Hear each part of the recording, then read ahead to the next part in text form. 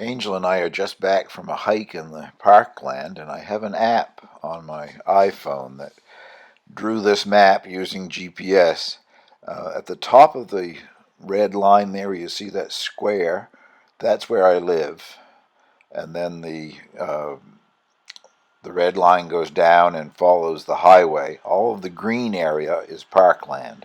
The provincial park and the international park, the two parks, which I discuss a little bit later on.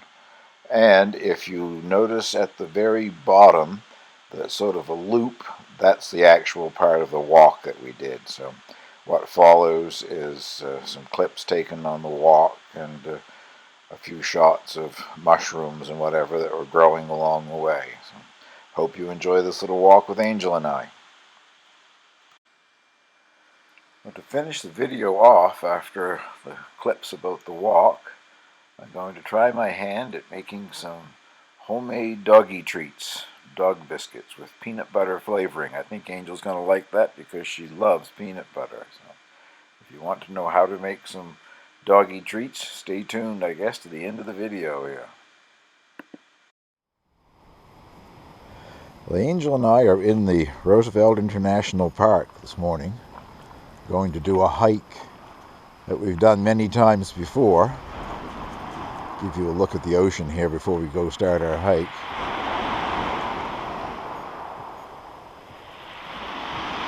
That's the Bay of Fundy. You see Angel and she wants to go down these steps.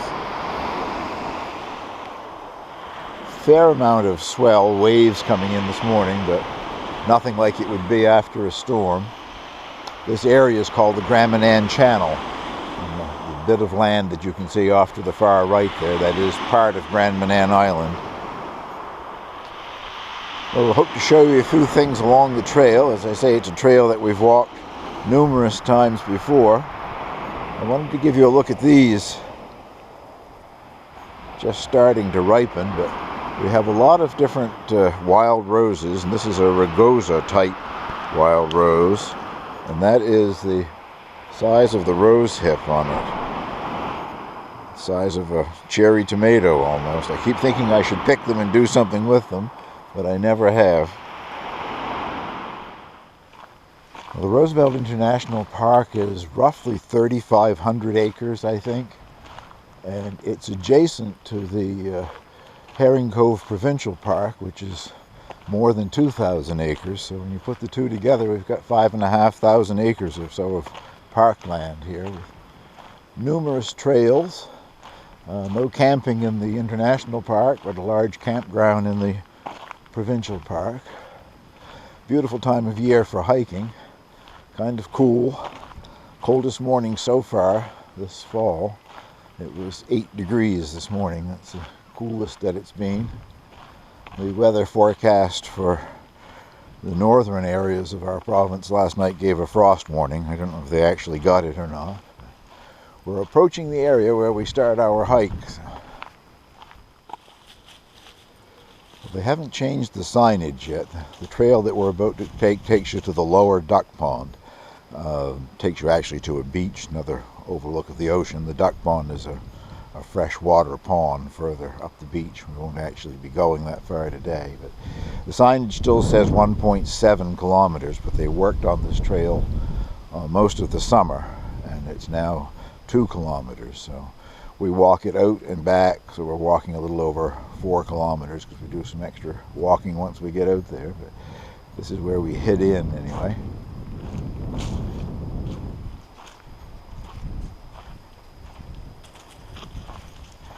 I walk it out and back. Angel covers it several times.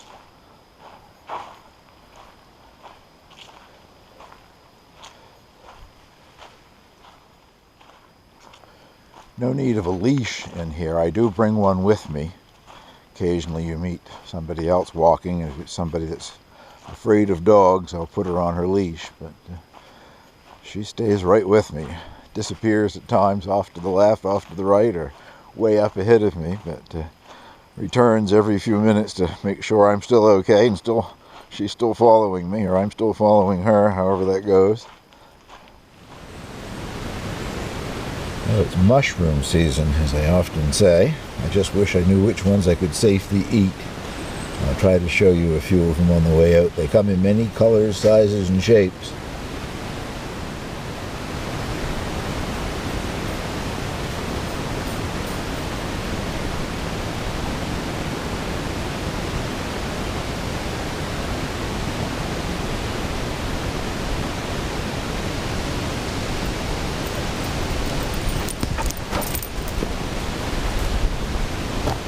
The strange thing around my neck is the harness for the GoPro, so that when I'm walking I can wear it. But you're on the ground right now in a thing called the slopes.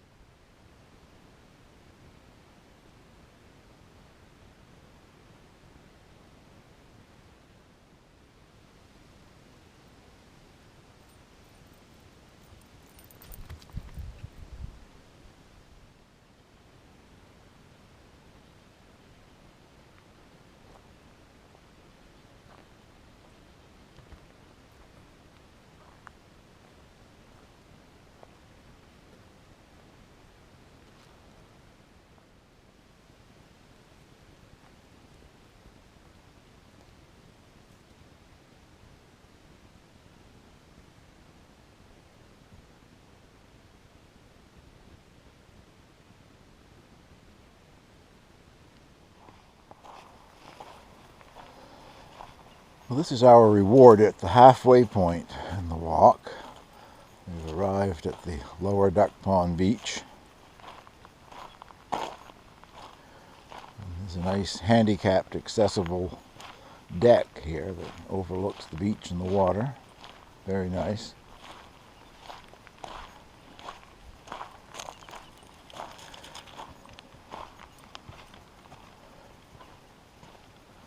So we stop here for a bit of a rest. Sometimes we drive right here to this parking lot, and when we've done that, well, I guess the tide is sort of on its way down right now. It's high tide just a short time ago.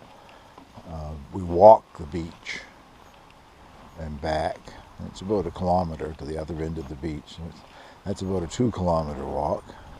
And Angel really enjoys that. She gets to chase the shorebirds all the way over and back. She loves to swim. I throw sticks for her and she goes off and swims in the water. The water which is very cold. Doesn't seem to bother her in the least. A little bit of a breeze. You might be getting some wind noise. Lower Duck Pond Beach, and that point of land directly in front of me, that's in Maine, Luvac, Maine. West Quoddy Light, there's a lighthouse at the end of that point. I don't know if you can pick it out or not. And even though it's called West Quoddy Light, that's the most eastern point of land in continental USA. West Quoddy it's called because it's at the western end of Quoddy Bay.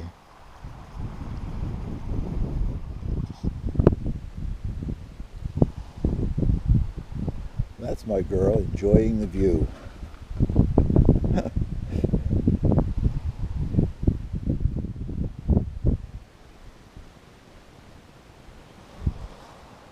As you can see, we both enjoy our rest before we tackle the hike back. Well, rather than taking the same wood trail back, I've decided to do something that I don't do too often. I'm going to walk back to where I parked the car using these little gravel roads called the carriage trails.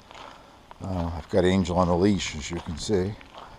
Not a great deal of traffic out here, and less every day now because the tourist season is winding down. Everybody usually drives quite slow out here anyway, but because they're a single lane road with places you can see like off to the right here where if you met another car, one of the cars would pull off and let the other car go by. So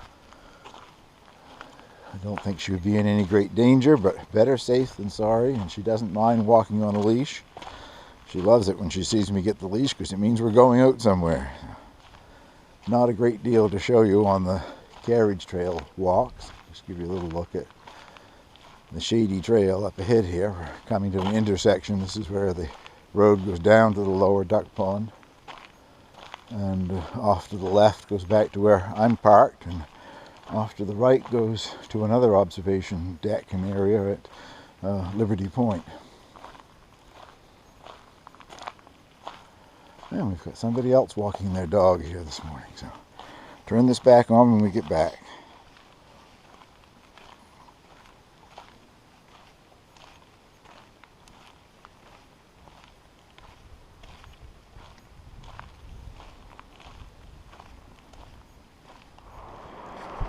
Well, we're back where we started from. The tide has gone down a little bit, but not a great deal. Gorgeous day. Really enjoyed the walk. I think Angel did too. Over next to my dirty car there, I put her little water dish out, but so far she doesn't seem to need any water today, I guess. So that will finish this part of the video anyway. I guess it was too cool. Didn't really need a drink at the end of this walk. Well, this little recipe makes what I would call a pretty healthy dog biscuit. I just hope that when I get them made that Angel likes them. You start with 3 cups of whole wheat flour, and to that I'm adding 2/3 of a cup of pumpkin puree, just canned pumpkin pie filling, no spices or seasonings added. Interesting thing about that is no matter what's on the picture on the outside of your can of pumpkin pie filling, it may have a picture of a beautiful big Halloween type pumpkin. That's actually butternut squash 9 times out of 10. 2 eggs, large eggs, free range in my case here, and 1/4 of a cup of peanut butter. And once this is mixed, if it's too soft, you add more flour. If it's too wet, you can, if it's too wet, you can add more flour, and if it's too dry, just add some more pumpkin puree. I haven't made these before, but according to what I'm reading, it's a recipe that's quite forgivable. And we just mix that all together, without spreading it all over the kitchen. I didn't add anything extra, more flour or more puree or anything. It came together fairly nicely. I kneaded it 2 or 3 kneads to sort of make it form up a little bit better, and I've rolled it out with a rolling pin.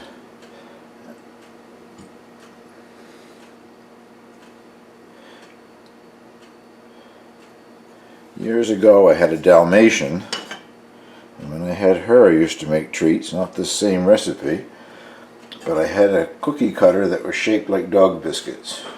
Can't find it, because that was many years ago, so perhaps I've just discarded it thinking I would never have a dog again. So what I'm using this time is a cookie cutter that does a miniature gingerbread man. Anyway, you don't need to watch me continue to cut dog biscuits here. I'll bring you back and show you what they look like when they're ready to go in the oven.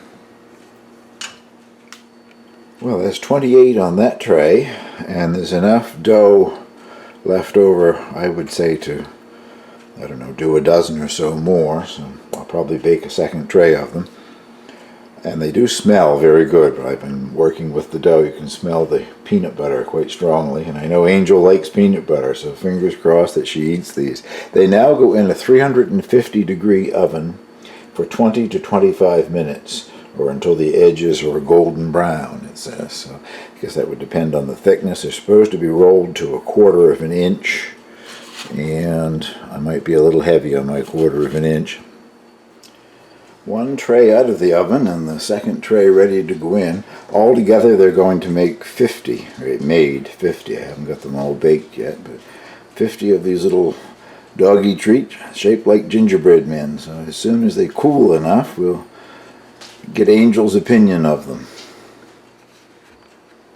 Just off the tray and starting to cool. I just wanted to say, if you thought that pumpkin puree sounds like something strange to feed your dog, I would have normally, I guess, but my sister used to breed Himalayan and Persian cats, pedigree cats, beautiful things, and I remember that she fed them a lot of pumpkin puree. I'm not quite sure now what it's so high in, but it was definitely good for the cat, so I'm thinking it'd be good for Angel as well. And these things in the oven, you would think you had an oven full of peanut butter cookies. The aroma is wonderful, so let's hope Angel agrees. Would you like to try one of your new treats? Dad, your paw. Oh, that's a good girl. Peanut butter treat. Oh, I think peanut butter treats are a success.